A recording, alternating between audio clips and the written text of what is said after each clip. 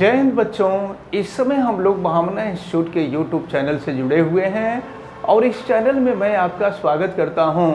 आज हम लोग क्लास 10th हिंदी माध्यम गणित अध्याय 4 बहुपद वाले अध्याय 4 द्विघात समीकरण की प्रश्नावली 4.2 के क्वेश्चन नंबर 5 को हम लोग पढ़ने जा रहे हैं।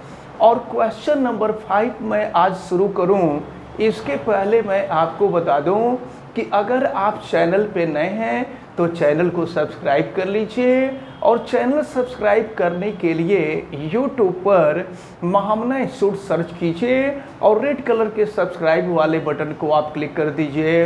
अगर किसी प्रकार की कोई दिक्कत समझ में आती है तो आप हमें कमेंट करके बतावें।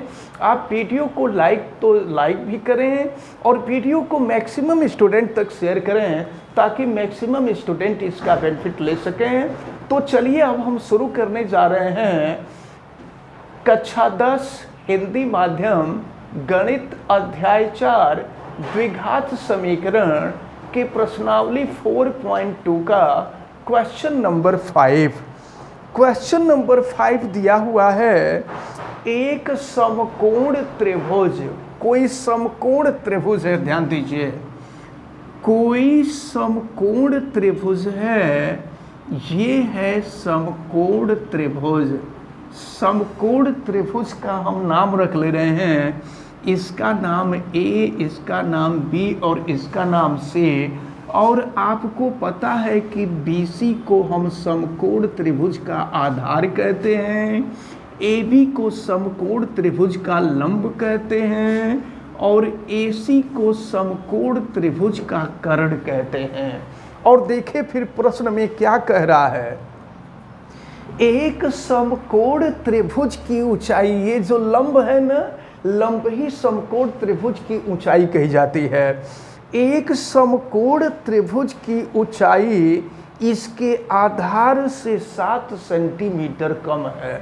हम एक काम करते हैं, हम समकोण त्रिभुज का आधार मान लेते हैं x सेंटीमीटर। हम नोट कर लेंगे, माना समकोण त्रिभुज का आधार, समकोण त्रिभुज का आधार,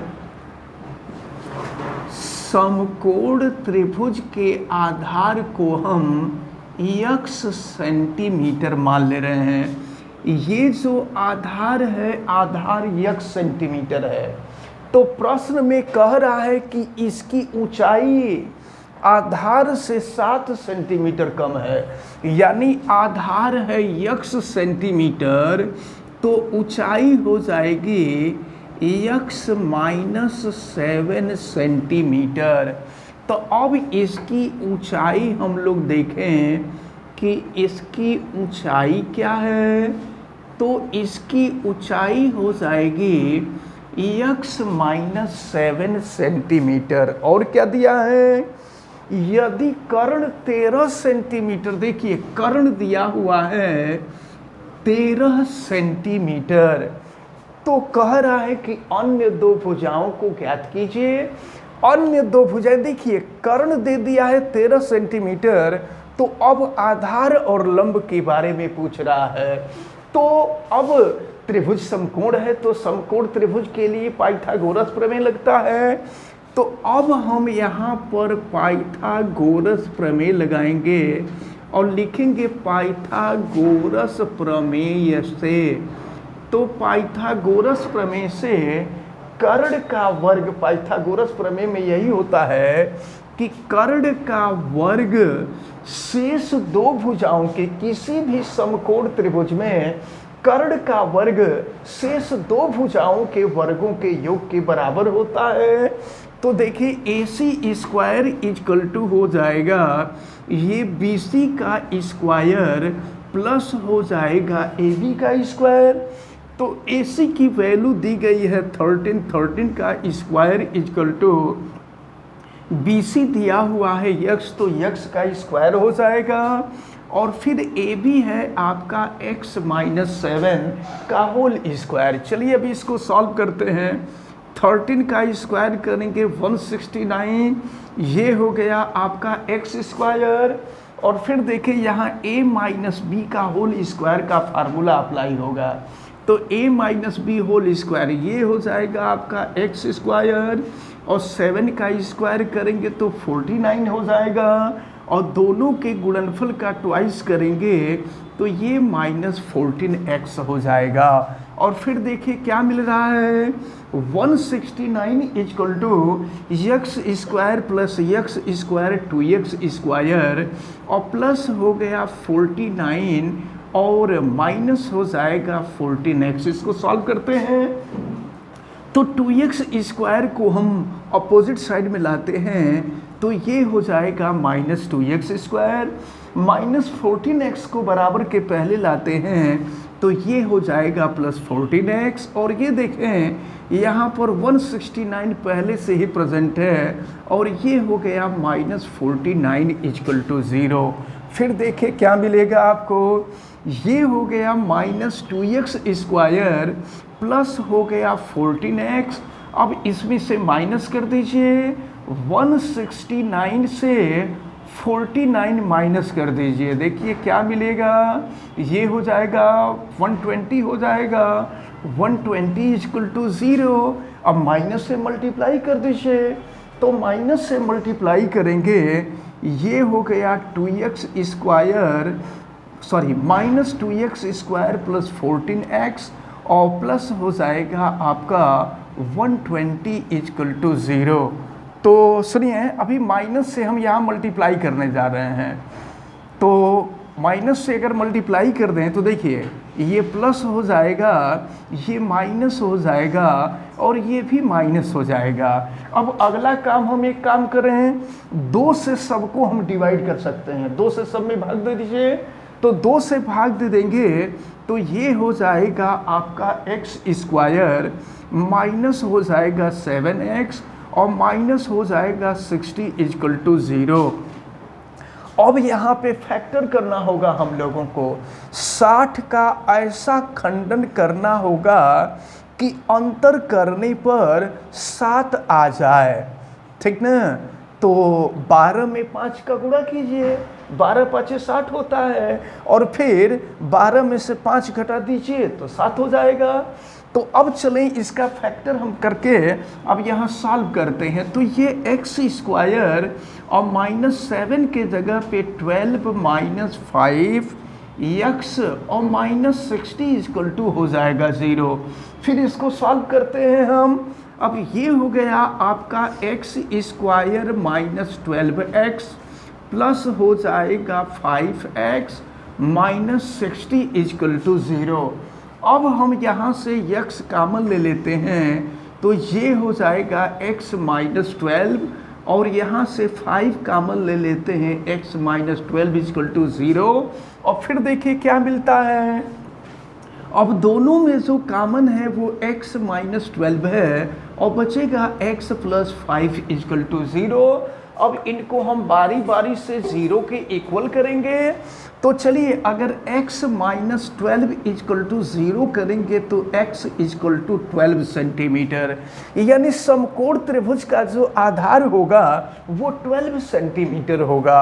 अब दूसरा अगर हम देखें x + 5 इक्वल टू 0 करें तो x इक्वल टू -5 हो जाएगा, -5 सेंटीमीटर। तो किसी भी समकोण त्रिभुज की भुजा कभी ऋणात्मक तो होती नहीं है, ये ऋणात्मक नहीं होगी, इसलिए यह अमान्य हो जाएगा।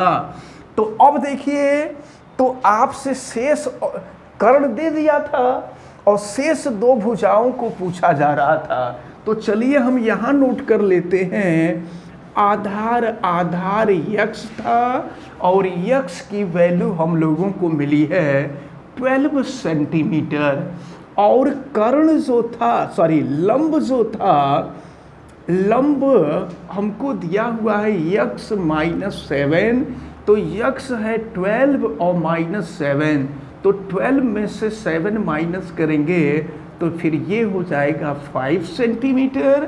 तो आपसे यही पूछा जा रहा था कि समकोण त्रिभुज की अन्य 2 भुजाओं को ज्ञात कीजिए। तो समकोण त्रिभुज की अन्य दो भुजाएं यानी कर्ण आपको दिया हुआ था और आधार हो गया 12 सेंटीमीटर और लंब हो गया 5 सेंटीमीटर। हमें उम्मीद है कि ये क्वेश्चन नंबर 5 आपको बहुत अच्छी तरह से समझ में आया होगा। अब हम क्वेश्चन नंबर 6 देखते हैं। एक कुटीर उद्योग। कुटीर उद्योग का मतलब अपने घरों में रह करके जो छोटा छोटा व्यवसाय किया जाता है उसी को कुटीर उद्योग कहा जाता है। तो एक कुटीर उद्योग एक दिन में कुछ बर्तनों का निर्माण करता है। जैसे कुम्हार वगैरह लोग होते हैं, बर्तन का निर्माण करते हैं, तो वो भी कुटीर उद्योग में ही आता है। कुछ लोग खिलौने वगैरह का निर्माण करते हैं, ये भी कुटीर उद्योग में आता है। कुछ लोग लकड़ी वगैरह का काम करते हैं, ये भी कुटीर उद्योग में आता है। तो एक कुटीर उद्योग एक दिन में कुछ बर्तनों का निर्माण करता है। एक विशेष दिन यह देखा गया कि प्रत्येक नग का निर्माण, नग का मतलब होता है एक सेट, नग का मतलब एक सेट, एक आइटम। तो प्रत्येक नग की निर्माण लागत रुपए में उस दिन के निर्माण किए गए बर्तनों की संख्या के 2 गुने से 3 अधिक है। यानी एक बर्तन की जो कीमत है, ये आपसे पूछा गया है कि एक बर्तन की जो कीमत है उस दिन निर्माण किए गए बर्तनों की संख्या के 2 गुने से 3 अधिक है।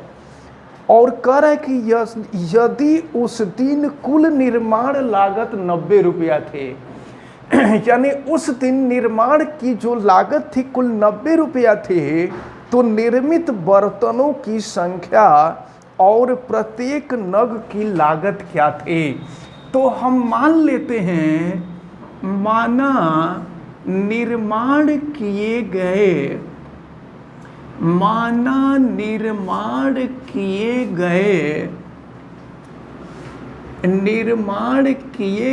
बर्तनों की संख्या,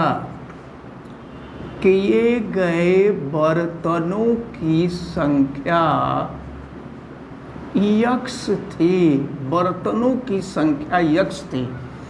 अब देखिए प्रश्न में कह रहा है कि जितने बर्तन का निर्माण हुआ, इसको ध्यान देना है।